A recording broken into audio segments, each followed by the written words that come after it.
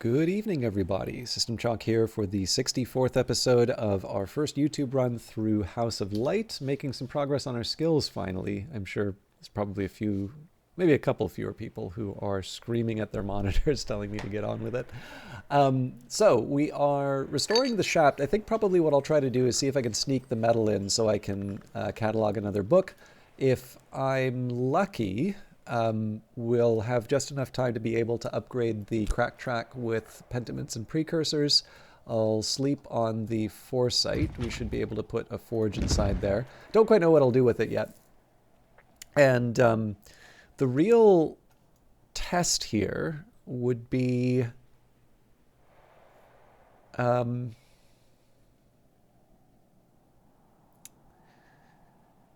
do I want to try and unlock some rooms, or does it make a little more sense for me to try and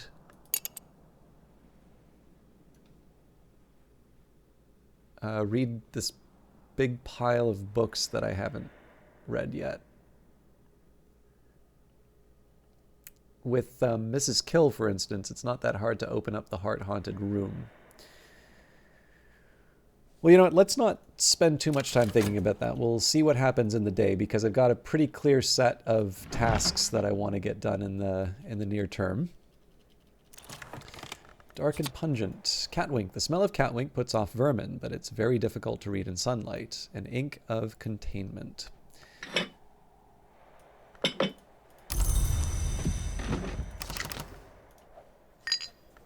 Better now. Okay, so we'll restore the metal.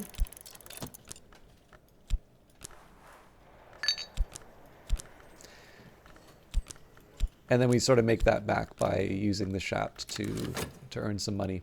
The problem I sometimes run into is I don't work out you kind of need to alter between using it to earn the money and then restoring it. And sometimes when you're at the end of the day like this, it's easy for me to forget that I do actually need that minute to be able to restore the element of the soul. So in a situation like this, where I know I'm only going to be able to do one more action at the end of the day, I'll sometimes restore two, and then I can, as long as I don't take the full minute, like essentially once sundown comes, if I can get the element of the soul in before sundown comes, I'll know I'll make the money back. So, and again, the focus of the game is not to get money. It's just very convenient when I'm getting ready for a salon to have a bunch of, the option to buy a whole bunch of stuff. Alright, the skill is now level 4. Its power aspects have also increased. Lockworks and Clockworks, the little ways of little machines. And Great Signs and Great Scars, we didn't read that at the time that I leveled it up. Some glyphs are too obscure to reside in any language, but too potent to remain unwritten. So we'll just wait out the crack track. Again, it's, I think probably what will happen, I think the more I look at this, I wouldn't be surprised if we get crack track just slightly after the sun goes down. As long as it's less than 30 seconds into night, we should be able to level up crack track using pentiments and precursors. So yeah, that's 12 seconds into the night here. So we'll use pentiments and precursors to level up crack track. We'll be able to put that directly into the Tree of Wisdoms. And then with that, we... all right, better now. So, as I mentioned before, right, so if I tried to use the shaft... Here's the example that I was meaning to give. So if I tried to use the shaft to... If I tried restoring the shaft first... or sorry, if I didn't... Yeah, okay. I'm getting tied up here. Let's say I used the shaft and then I tried to restore it. In this case here, I know that because we've already heard the bells and the birds, I might be able to get the shaft back, but I can't use it in the Sweet Bones in time to make the money. So in this case, I could just wait for this sunrise and I'll get this back. Now, in this case, it wasn't as big of a deal because it doesn't take as long for me to catalog a book using metal. But again, where I can, I like to build habits that don't burn me when I'm sort of in a tighter situation where I need to apply the element of the soul. So for instance, 30 seconds for leveling up a skill, or in particular the things like Crowcross Sands. Obviously, at the beginning of this week, I wound up with a few too many seconds when picking up things off of the beach, and that meant I was down the tryst for the next day. Again, not the end of the world, but given the way that I'm playing right now, and I'll confess this has actually kind of turned into the main way that I play the game, to be very tight-fisted with the skills that I level up. I do feel the constraint of elements of the soul a little bit more than what a conventional player would experience. On the other hand, this is also true with Book of Hours and Cultist Simulator. Being able to add a little bit of variation and just being able to play around with some of these approaches is where some of the fun lies for me. So if I can give myself some constraints, either things I'd like to achieve or, I don't know, like endings I'd like to get or something like that, those can sometimes be a source of a little extra fun. Okay, The History of Inks, a legendary grimoire of exotic ink-making lore. The cover and some of the pages are unfortunately stained with, encrusted with something more like mucus than ink. Now, what I'm thinking here, man, I can really push Great Signs and Great Scars if I want.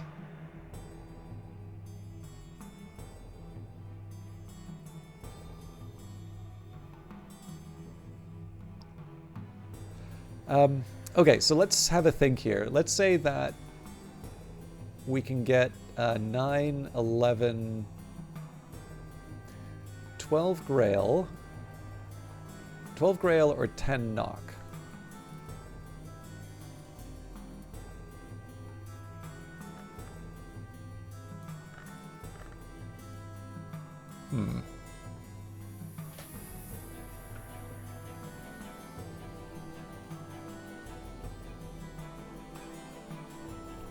Yeah, so glass blowing and vessel crafting is a perfect example of something that I should be leveling up, because Ithistry should start at 5, and Hushery also starts at 5.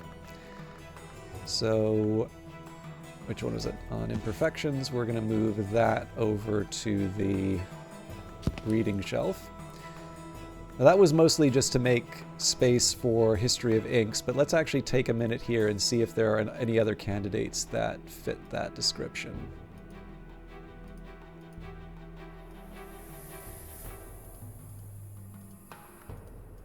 Looks like we're coming up short on the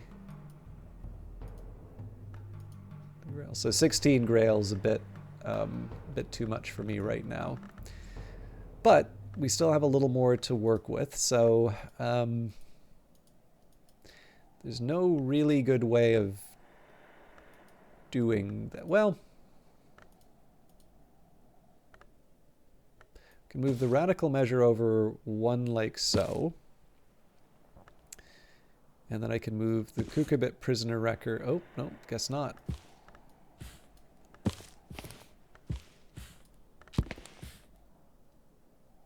Huh.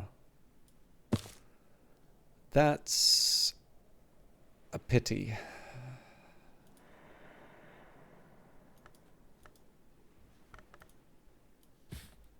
Okay, well, we'll disrupt the, the plan a little bit. Not ideal, but not the end of the world either. But yeah, so I should probably prioritize on Imperfections reasonably soon. And then, of course, that'll mean we employ some effort towards leveling up glass blowing and vessel crafting.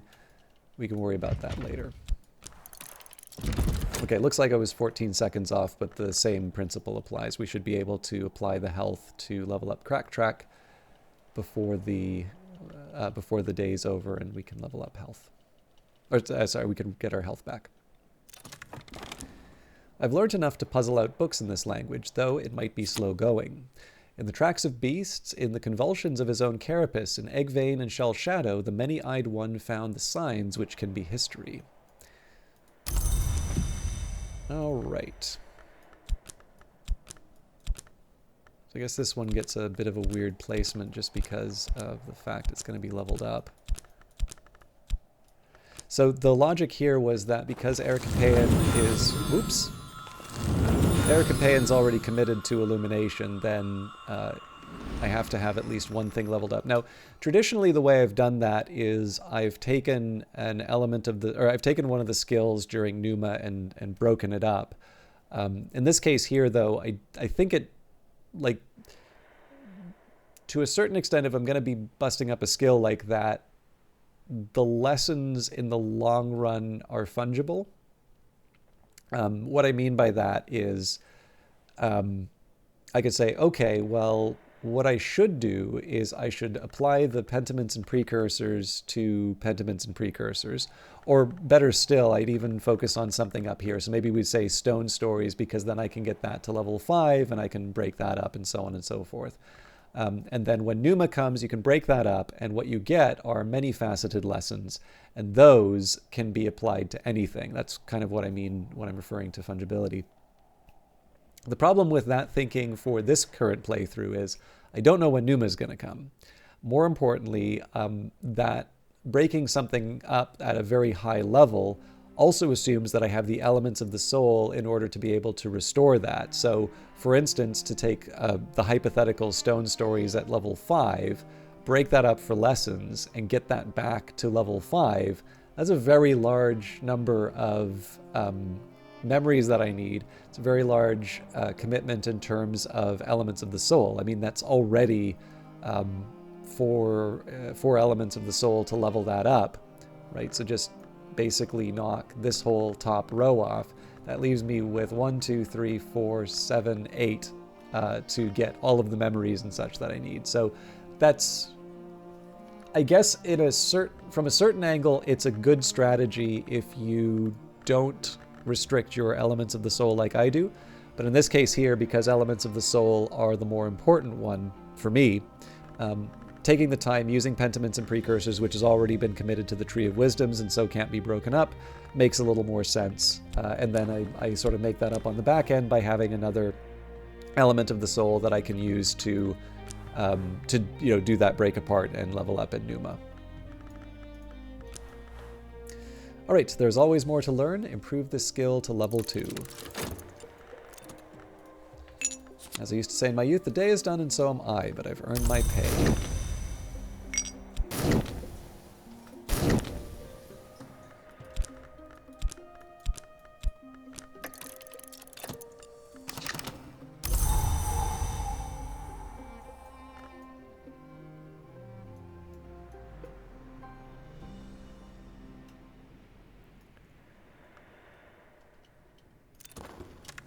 The skill is now level 2. Its power aspects have also increased. Now, it doesn't really matter when I commit this to the Tree of Wisdoms. I'll wait till the morning just so I can have all my elements of the soul lined up, but...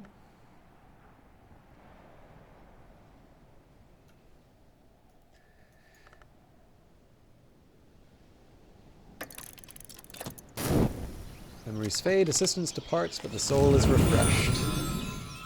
So, crack track. A tongue of sky. Crack track was a gift from the light above the world. When glory touched the first life motes with this language, they entered the waking world. They were illuminated. So we have 2 Fost to deploy. This might change up the order of my... So remembering that we now have one of each of the elements of the soul, this my guest list might be a little less constricted for salons. I won't worry about that right now, but it is something that I'd like to put a little bit of thought into. Now, if I'm going to be going for on imperfections, I think the most sensible thing for me to start with would be getting that pattern. I don't see any situation in which I get too not... I mean, I guess a foggy day today, but I don't even know if that can happen in summer, and if it does happen in summer, I'll just shrug and say that's life. That sometimes turns out that way.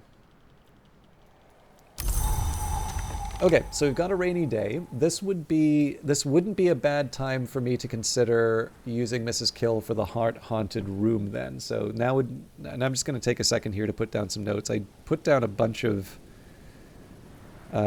notes for moving people around the house, but I think I've I think I deleted them. It's just getting a little crowded. So Mrs. K. So she starts with 2 Grail. So then we use the weather, which is also good for 2. Now, that's not the only use that I have for the rain. I'm actually going to try and be a little more careful on this particular one, because this is one of those rare times where I have 2 nectar. So we take the Arab.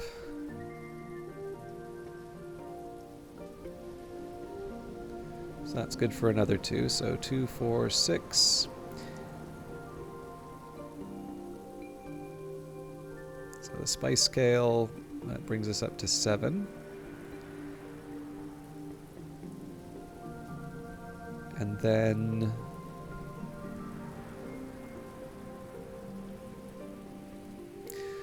I suppose it must have been the witching to Sane, or the pears. Okay.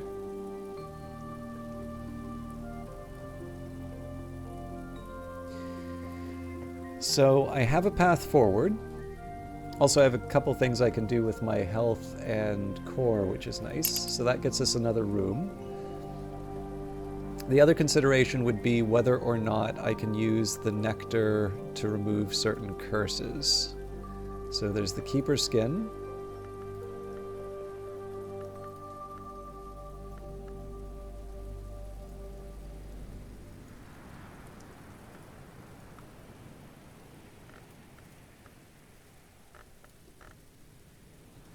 Okay, so just Keeper Skin. That gets me Those Who Do Not Sleep. So that's a pretty high heart text.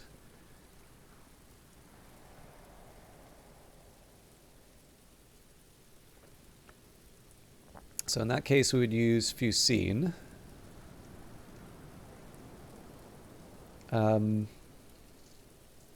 So that does get me 2 extra heart. So in practice, that's actually a 10 heart text.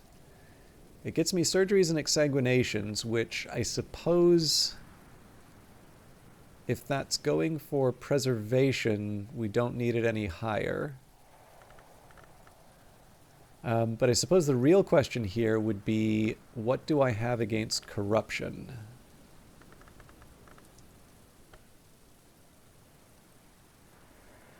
Not much. Okay, well, let's experiment for a second here. We've got a minute, so we can see what herbs and infusions brings to the table.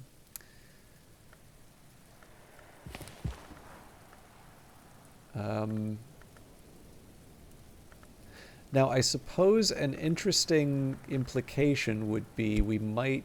Okay, no, it's not going to take crack track. That's interesting that it doesn't... Oh, okay, that's a neat one. It specifically controls whether or not you have Fusine. Darn you, Kennedy. All right. So effectively what I need to do is find an ink that gives me 3 nectar. So, and that's Uzalt, that's not Ugal. We may not even have Ugal in the house anymore. So I would say, I'm sure I've probably done this check before. But it's not really realistic for me to say that we can remove the curse in our current setup. Now, it's probably worth taking some effort to get the nectar ink and maybe boost up herbs and infusions, but it's not something that's currently accessible to me right now. The other consideration that I would have would be, does this give me access to a nectar text that I wouldn't otherwise have? And the easy answer to that is no. Cucurbit Prisoner Records, I mean, so we have the insects and nectars, we can take that up to 7. With a tool, we can bring that up to 8. 9 with the health.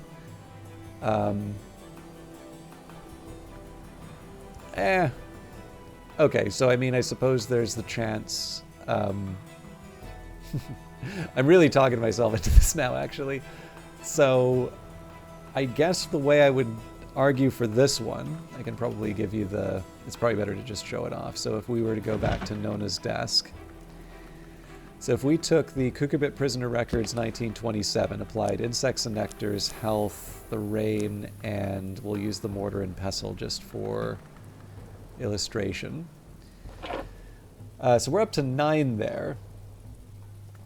Oh, actually, yeah. So why did I think that was going to work? I think I just successfully talked myself out of it. I think I double counted the rain. But yeah, so nope, easy. This is a very straightforward one for me to decide. We will use Mrs. Kill. We'll use her to level up or to open up the room.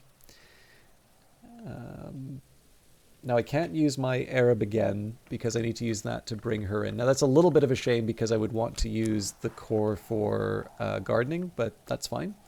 Speak with Mrs. Kill. Mrs. Kill likes conversations about beginnings. Her husband prefers to talk about endings. A shilling will buy her help for a day. A day's work is a night's dreaming. So while we do that, we can go back to the sweet bones. Now, it wouldn't hurt for me to take a minute and think about how I'm going to make glass blowing and vessel crafting work. So in the grand scheme of things, I'm going to want 5 knock and sky in total. So let's just do something like this. Let's say that we'll use the 2 Fost to level it up.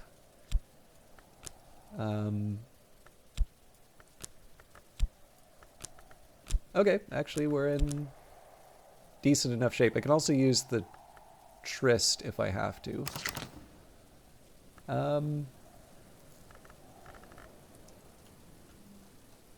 So for a start, let's go to the garden and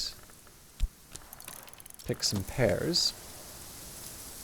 We have enough flexibility with our elements of the soul that we can use the metal to catalog the last of these books.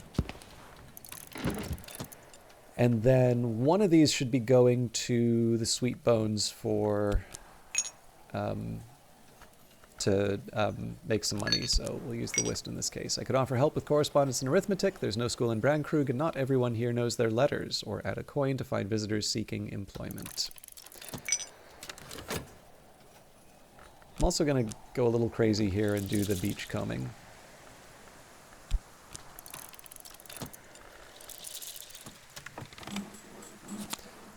Midwife's assistance. As somber as autumn, as kind as autumn, she also likes her beer. So before I apply anything else, we'll just give her all of her levels. And then we can sort of keep talking with her to generate some memories over the course of the day and hopefully make it a little bit easier to level up glass blowing and vessel crafting when the time comes. We could, in theory, also try and open up more than one room for the day, but I think... I do like the fact that we're already making progress on... I like the fact that we're making progress on skills and opening up a room today, so we don't need to go too much beyond that. An Echo of Silence, a very heterodox history of the House of Leith, is recorded by the Serenity, a Leithian adept who declares that the House of Leith was created explicitly to prevent the ascension of any more mortals to name or hour status. So it's a Sabazine text, which we do have. That also gives me some moth, so in practice this is a level 8 moth text. Inks of Revelation already gives us 4. We get 6. So this is definitely within my capabilities. We have Sacralamea. It's already at level 2. Less clear to me whether or not we want to... So I don't know whether or not we want to level up Sacralamea any further, but I'll decide on that a bit later. Okay, I'm gonna resist the urge to use some elements of the soul. Like, I'm not gonna generate any of the memories that I need for Lockworks and Clockworks quite yet. I'm gonna see what I can get from Mrs. Kill. And we, of course, want to get our... We actually want to start reading on imperfections anyway, so... Talk about the weather, more useful than one might expect, especially in Britain. So, spice scales and the pears, and then we're good to go. There's other things we can use too, but this seems like a decent little combination. I also think it would be fair to say, with the exception of Deepman Dayak, we have most of the languages that we need. So it's largely because I started off this way, but I can actually see some sense in finding a different place to put all the books that I don't know, and actually mixing them with the various language ones. And that's mostly because I do occasionally forget that we have things like, 1,000 Faces or Two Wombs, One Heart. Those are available to me to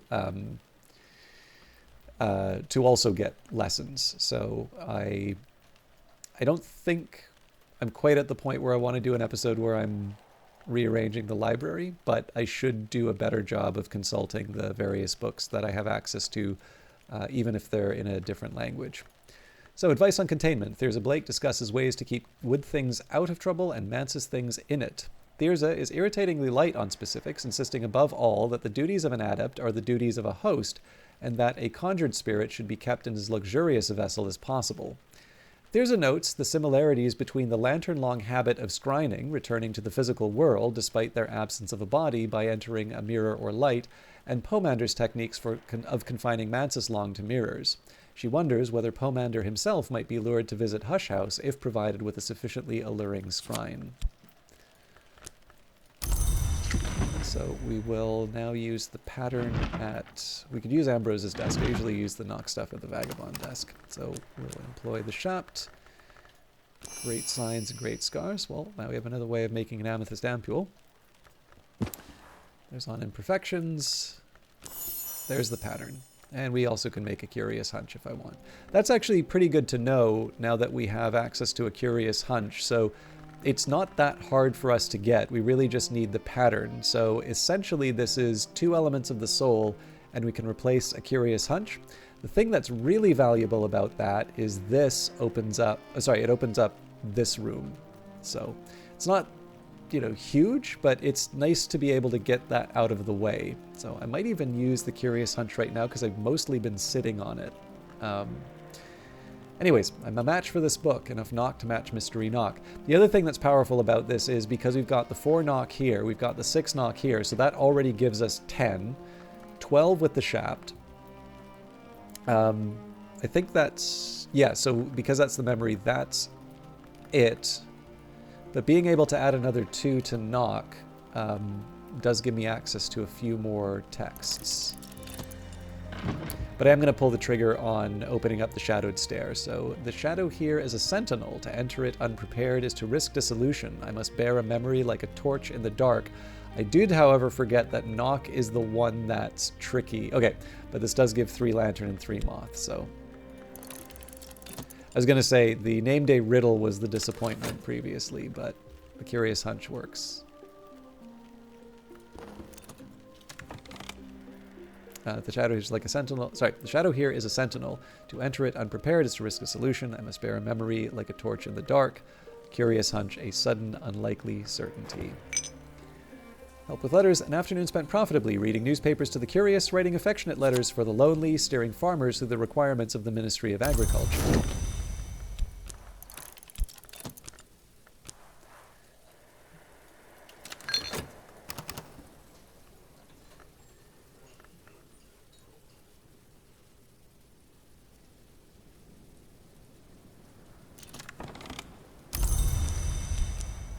Okay, so I think it's the spice scales and the pears, and then we are good to go for memory generation.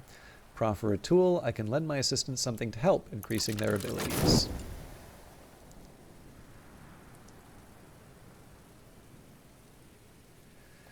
And depending on the progress through the day, I may or may not start committing elements of the soul towards the glass blowing and vessel crafting. The really big challenge that I have here is that using stuff like Trist at Crowcross Sands would be better, or even doing something like making the catwink for the fall. But I don't want to get too far ahead of myself. I think we said that we were potentially, if we were going to level up 2 levels for this, we'd need 2 and 3, so that's 5. So we've got 2, 3, 4, 5. We have just enough to be able to do all of the leveling that we want.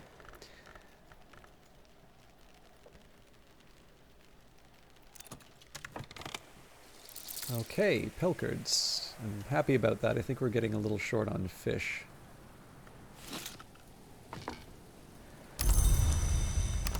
Again, the temptation is to use the tryst, but we're going to wait until we see what we've got from Mrs. Kill. And finally, we will hand off the pears. Offer something to eat. I can offer my assistant something to eat. This will increase their aspects. It's also just friendly. And I know we're at time. I'm trying to think. We still have a bit of time for the book here, and we're not going to be opening any rooms with Mrs. Kill, so I think I'm going to... Oh, that's a good point to finish on then. The Stair Tenebris. There were shadows here in the earth long before the foundations of the house were laid. They retreated before the Romans' burrowings. They quailed before the sun hymns of the brethren. They slunk away before the blades and pistols of the barons de Wolf. Over all those centuries they shrank, until at last, when the curia of the isle sunk this stair, they could recruit one as a watchdog. So in this room we've got 3 nocturnal period texts, so more books to read, but also our little friend the Velvet, an hour of secrecy, ignorance, privacy, shame. The Velvet has never encouraged insight, investigation, or worship. Even an image of her is unusual. So, yeah, I think this is not a bad place to finish it off. In tomorrow's episode, we will open up this room. We will level up glassblowing and vessel crafting, and I think it would not be a bad time for me to evaluate whether or not I want to... there may be a couple of other skills and books, like on Imperfections, where I can say, oh, okay, this is actually Horamachistry and Hushery. There's absolutely no reason for me to hold back on this stuff. And of course, I did mention that we were willing to go a bit further with Great Signs and Great Scars. So in theory, if I was willing to put the effort in, The Raptures of Forculus is also an option for me. That is not a book that takes a whole lot of effort. It's really just the effort to level up Great Signs and Great Scars. But again, this is all material that we'll handle in the future. As always, thank you very much for watching. We'll see you in the next one. Take care.